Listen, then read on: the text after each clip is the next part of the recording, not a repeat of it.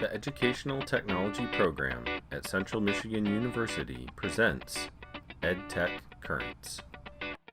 Hello everyone, welcome to EdTech Currents. My name is Kelvin Bird and I'm going to be hosting this great webinar with Mr. Preston Clark, who is a PhD candidate here at Central Michigan University, and he is close to being done with his PhD. He has some great stories to tell us and some great insight to share regarding his experience. And one thing I will say about Preston is that he is a very smart individual and has had some great success at other universities and has brought his talents to Central Michigan University in PhD candidate form, and it's going to be a treat to hear from him.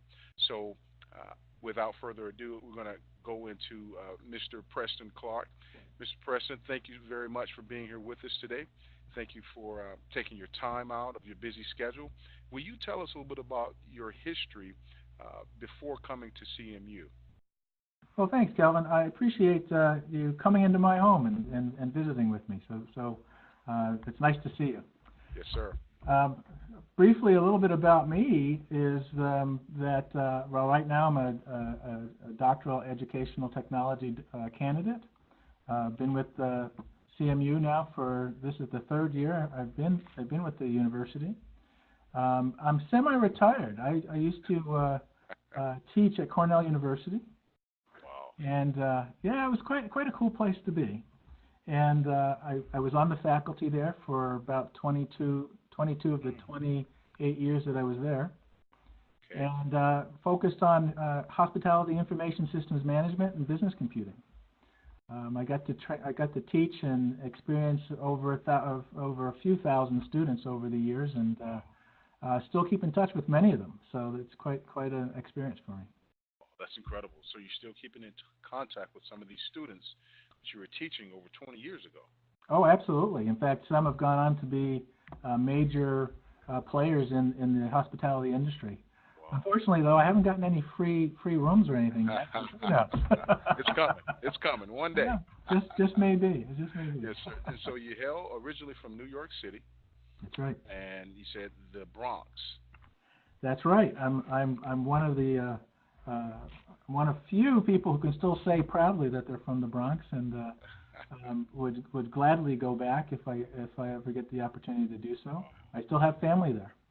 Oh, that's incredible. Now, one last side note: isn't that where Colin Powell was from? Was he from the Bronx? He was. In fact, he grew up near what they call the Hunts Point area. Okay. And he's probably about 10 or so years before my time. Okay. In terms of that, so we never really crossed. But I do know the colleges that he went to, and the experiences that he describes in his book were very true even for me too. Wow! So great things come from the Bronx. Yeah, I would say so. Yes, sir. Tell us how you connected with the CMU community. Well, that's an interesting story to start with. It all starts with my wife. She is from Bay City, Michigan. She's from the area, and so when I retired, we moved back here to get to embrace the family again. Okay. And the interesting thing was that she happened to be reading online, Facebook, this wonderful social media tools out there. And she happened to come across her cousin. Now, you might be familiar with her cousin, Calvin, because his name is Jeremy. Okay. Yeah. All right. That's the story you're going to tell me about. That's the story, yeah. So Jeremy happens to be her cousin, and she happened to read in the fact that he had just enrolled in this wonderful program in educational technology. Okay. And she said, Preston, you tried to you got a degree in educational technology at another university, and you were working on your PhD, but I couldn't finish because of the fact that I was teaching really heavy course loads at Cornell, and so I couldn't finish the dissertation that I had originally done. And she said, well, here's an opportunity. You're kind of semi-retired, so you got some time in your hands. Why don't you enroll? And I said, okay, I'll take a stab at it. So I did. I went and signed up, and to my shock, I got accepted into the program. Wow. So it started there. Started with Jeremy, and yeah. many of you don't know, Jeremy did one of our first webinars, and he is close to being done with his doctorate in educational technology. So that's great that both of you have that connection. And now, would that make you cousins-in-law, or how Well, that's how we do it. So we Okay. call each other cuz, and all right. so it's a family affair. So the university's in for a treat. I love it. Yeah.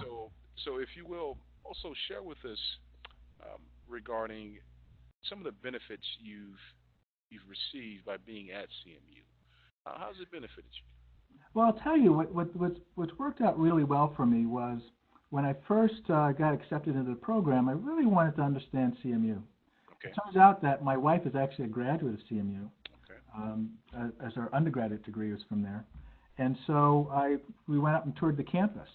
And in that visit, I went off and met up with and had a chat with Dr. Michael DeShriver. Okay. Dr. And we talked about the program that was just starting up, and I realized that the philosophy that he had was a very similar philosophy to my own about education. Okay. And so we hit it off right away. As we were talking, we saw the similarities, and I said to myself, this is definitely the right place to be. And so when I got into the program, I realized that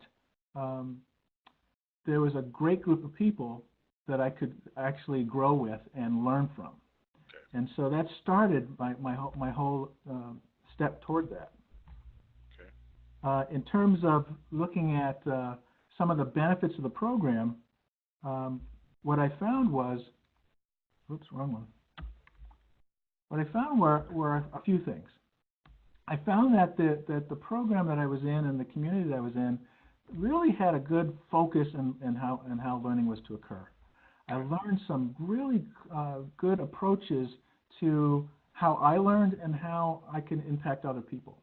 And so that focus and the kind of theoretical approach that was the foundation led me to really start to explore my own interests further in the field of educational technology. The beauty of the fact of having some knowledgeable faculty who were incredible in their own fields, and to share that with me and with my cohort buddies really proved to be a financial plus for me. I mean, educational plus for me. Preston, just for a brief moment, Sure. Can you explain the concept of a cohort to someone who may not know what that is, who's Sure. watching right now? Yeah, a cohort is when certain programs, certain university programs such as CMU are doing this, particularly for an online environment such as the program that I'm in. They put a group of people together, and you travel through the learning process together throughout that program experience. So I'm in a group, for example, of it started out as 12, it's now 11 of us in the program, and we've gone through courses together, shared and worked, integrated our ability to work together in terms of coursework, in terms of sharing ideas, exploring together. It helped us to get to know each other very closely. So I developed a close-knit community within my educational program. Awesome. Yes. And go ahead and continue with that third point you were going to bring up. The third thing I was just going to say was there's a lot of flexibility in the program that I'm in. And by flexibility, I mean not so much in terms of the courses, but in the different types of people who are in the program. You know, they've got, in my particular cohort, we have those of us who are from higher education and teach in university and college settings. There are those of us who are in the K-12 sector, and we're able to exchange. And then there's a couple of them, like me, who are kind of a balance between the business world and the education world. And coming together like this, we get a really wealth of a well-rounded perspective of what's really going on in learning, and particularly in terms of dealing with technology. Okay. I like that point. Business and education, are you able to draw from the experiences of some of your cohort members? It's one of the advantages that I've always found, because I've always been, I guess even as an educator myself, adamant about the fact that, you know, we can learn from the business world, and what we bring into education is we should bring in some of that thinking, some of that rationale in terms of how to be successful, how to focus. Some educational programs are weak in those areas, and I think they could benefit from having that combination. Yes, sir. Sounds good. Now, I'm going to ask a question that I should have asked previously, but and you were very well prepared for it, I see. Who is your favorite faculty member, and how have they affected you? Well, now that's what I call an unfair question, Calvin. Because, and I'll tell you why. At this stage in my learning in the program, being a candidate, I had the opportunity to choose my committee. Okay. And the committee that I formed were from the top 3 people who really influenced my skill set that I currently have in order to be able to do this dissertation that I've got right now. And so with Dr. Michael DeSchrijver, as I told you earlier, he's the one that I first talked with and really got to understand the educational philosophy of the school and of the program, and the fact that it was in sync with me.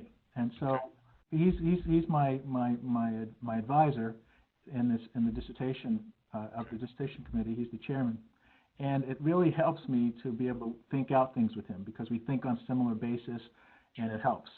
And so I've always admired his ability to see things that seem to be cluttered and unclear to me. But then I have to tell you that there's Dr. Ming Zhang too, and Dr. Zhang is an incredible researcher in his own right, not only amusing in his style, but he makes understanding research easy. And because of that, I've been able to get the skill set that I needed to really pursue this study that I'm currently working on. And on top of that, in assistance with that was Jennifer Weibel, who Dr. Weibel has also been able to help me in really broadening how research is done. And so the combination of these 3 people have allowed me to create the study that I have now, which is quite intense and quite exciting, I might add. What is the study, if you don't mind sharing?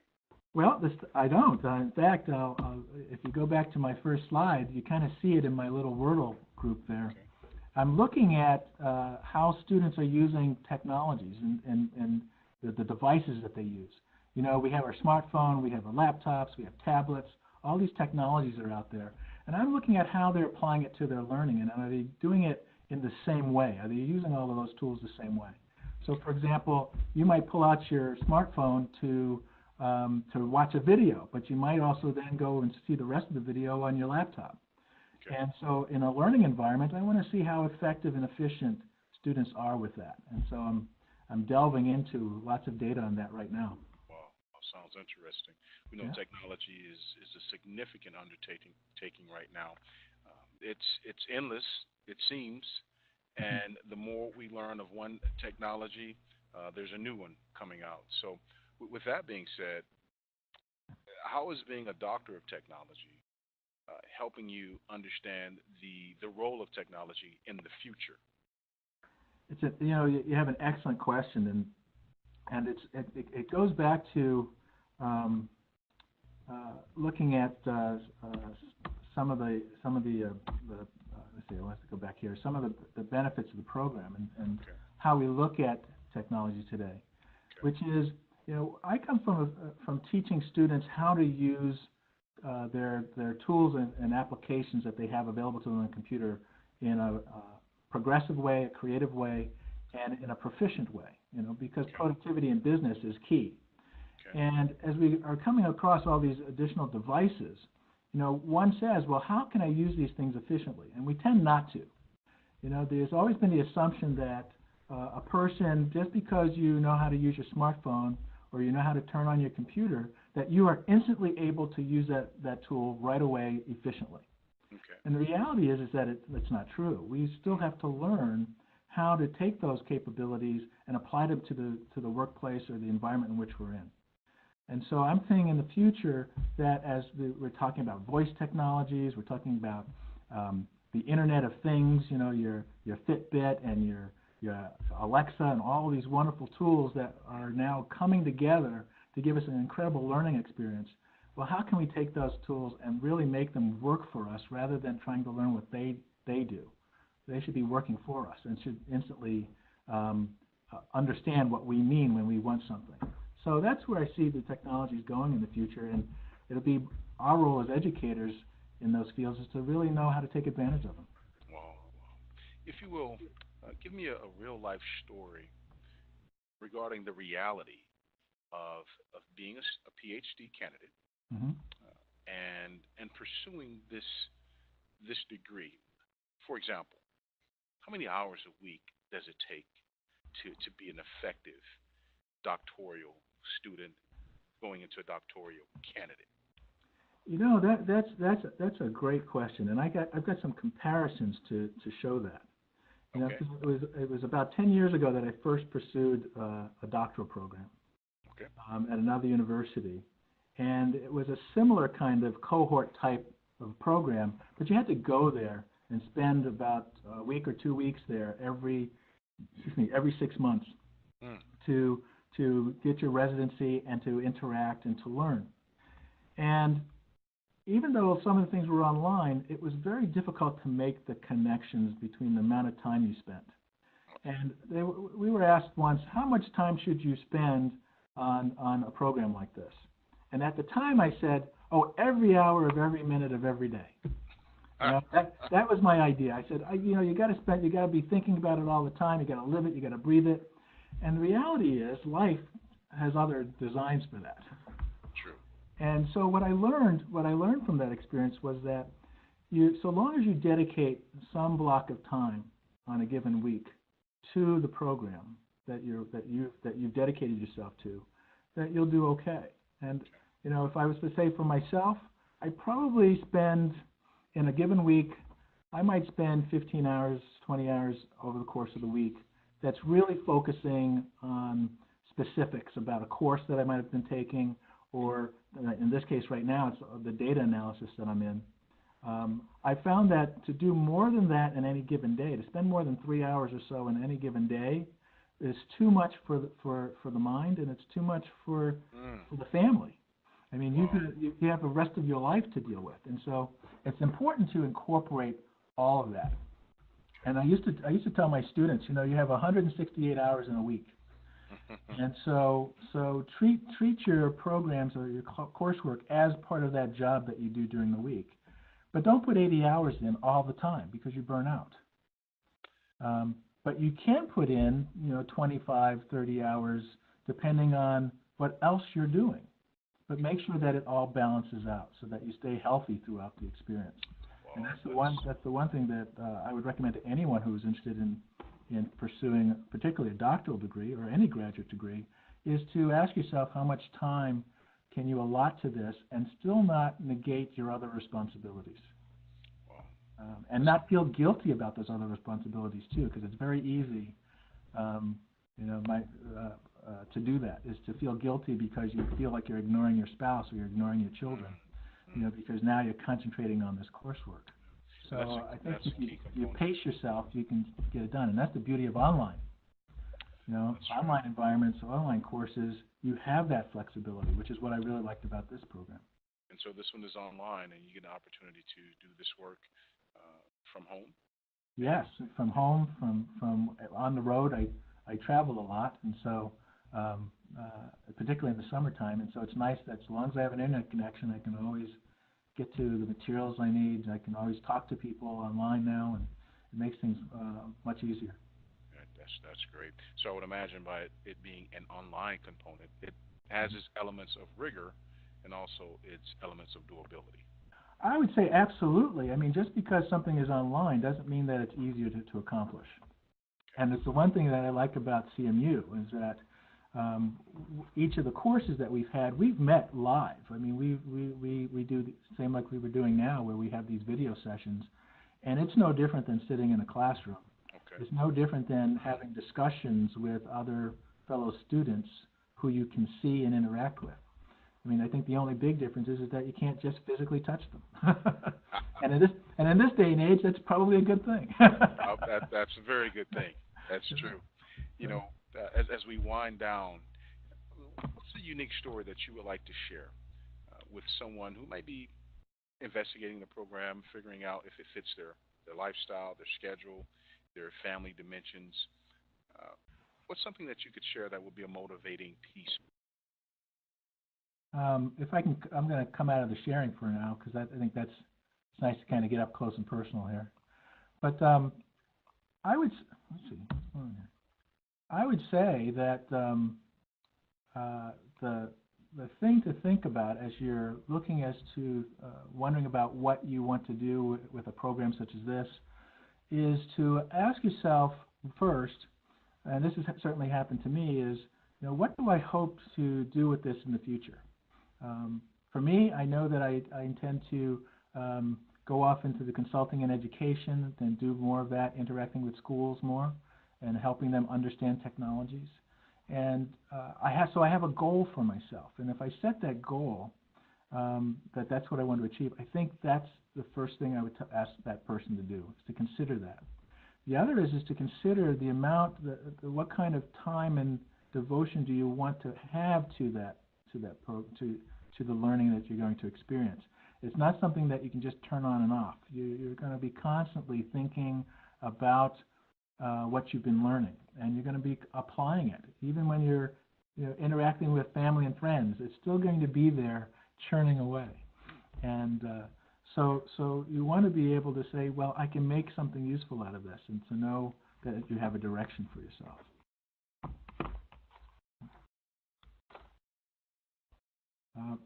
Now, wait a minute. For some reason, I've lost you. Let's see.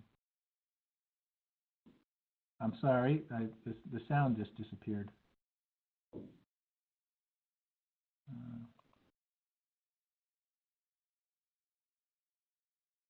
Oh, sorry. I can't hear you. I don't know what happened to our sound here. Sorry about this, folks. I assume everybody can hear me. Yeah. Okay. You want to try? Can I hear you now? Still no questioning. Oh.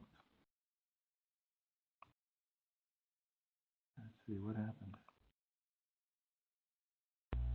All right, Preston, can you hear me? Yes, that must have been you. Right. I think it was me. So that's okay. We worked it out. Okay. And let's see. I'm going to make sure I get you back into the participant side. Okay. Just double check here.